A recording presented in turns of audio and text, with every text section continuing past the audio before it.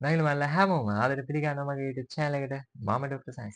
ඉතින් නංගි මල්ලි දවසම ලෙක්චර්ස් දීලා එක්සොස්ටඩ් වෙලා තමයි මේ වෙලාවේදී ඉන්නේ. කෙසේ වෙතත් ඔයාලා මේ එකතු වෙලා ඉන්නේ මගේ ස්ටඩි ටිප්ස් සහ ට්‍රික්ස් වීඩියෝ සීරීස් එකේ 4 වෙනි වීඩියෝ එකත් එක්ක. ඉතින් නංගි මල්ලි අද අපි කතා කරන්න යන්නේ ෆ්ලෑෂ් කාඩ් ගැන. ඉතින් අපි බලමු ෆ්ලෑෂ් කාඩ් කියන්නේ මොනවද සහ ෆ්ලෑෂ් කාඩ් එකක් හදාගන්නේ කොහොමද කියලා.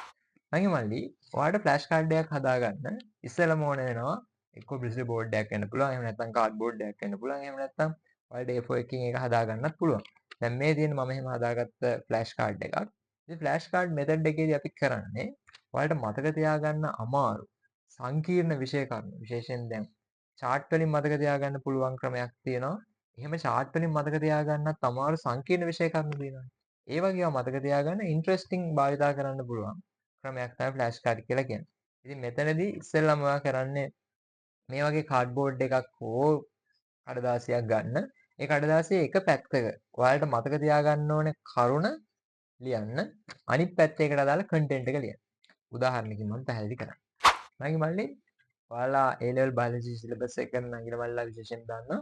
ඔයාලගේ පළවෙනි පාඩම විදිහට තියෙන්නේ ජීවයේ රසායනික සහ සෛලීය පදනම. ඉතින් මම ප්‍රායෝගිකව මේක ප්‍රැක්ටිකලි කරපු ක්‍රමයක්. ඉතින් සෛලීය ඉන්ද්‍රියකාවල කෘත්‍ය මතක තියාගන්න එක මට ඒ කාලේ සෑහෙන ලොකු ප්‍රශ්නයක් වුණා. ඉතින් ඒකට මම කරපු ක්‍රමය තමයි දැන් උදාහරණයක් මම කියන්නම් මයිටොකොන්ඩ්‍රියා කියලා හිතන්නකෝ. මයිටොකොන්ඩ්‍රියා කියලා ඔයා එක පැත්තක ලියනවා. ඊට පස්සේ මයිටොකොන්ඩ්‍රියා වලට අදාළ කෘත්‍ය ටික මෙහෙම ලියනවා.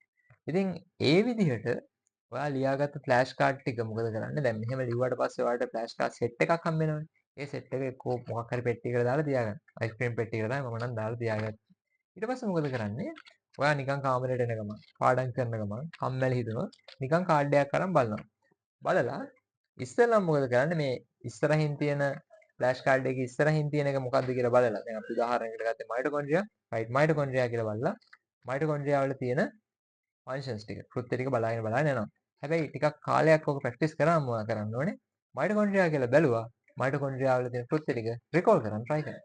එතකොට මෙහෙම රිකෝල් කරන්න try කරන්න නම් මල්ලි මේක දිගටම ප්‍රැක්ටිස් කරන්න ඔයාලට මේ වගේ තියෙන හැම දෙයක්ම මතක තියාගන්න හැකියාවක් ලැබෙයි. ඉතින් මෙඩිකල් ස්ටෝර් විදිහට අපිටත් ෆ්ලෑෂ් කාඩ් භාවිතා කරන්න පුළුවන්. අපිට සාමාන්‍යයෙන් ඩ්‍රග්ස් මතක තියාගද්දි ෆාමකොලොජි වලදී උදාහරණයක් මේ තියෙන මම භාවිතා කරන ෆ්ලෑෂ් කාඩ් එක. ඉතින් මේකේ ඉස්සරහින් මම ලියලා තියෙන්නේ මෙටබොලෝ කියලා. ඒක සයිඩ් ඉෆෙක්ට්ස් ටිකයි කන්ට්‍රා ඉන්ඩිකේෂන්ස් ටිකයි ඩෝස් එකයි මෙකනිසම් ඔෆ් ඇක්ෂන් එකයි කියන සම්පූර්ණ කාරණා ටික මම ලියලා දෙනවා පිටිපස්සේ. ඉතින් ඒකත් රිකෝල් කරන්න භාවිතා කරන්න පුළුවන්.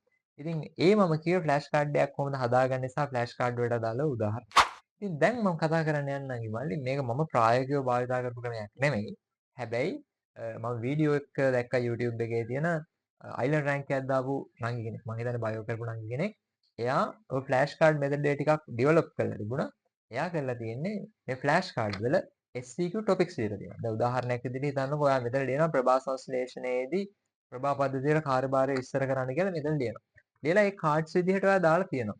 ඒ කාඩ්ස් විදිහට දාලා තියෙන බොක්ස් වලින් මොකද කරන්නේ? ඔයා අහමු විදිහට එකක් ගන්නවා. අරගෙන මොකද කරන්නේ? ඔයා ඒකට දාලා SCQ එක ලියනවා. ඉතින් එතනදී දැන් ඔයා එක්සෑම් එකට යද්දි නම් ඉමල්ලි ඔයාලට එවෙලට සම්පූර්ණ සිලබස් එකම රිකෝල් කරන්න පුළුවන්.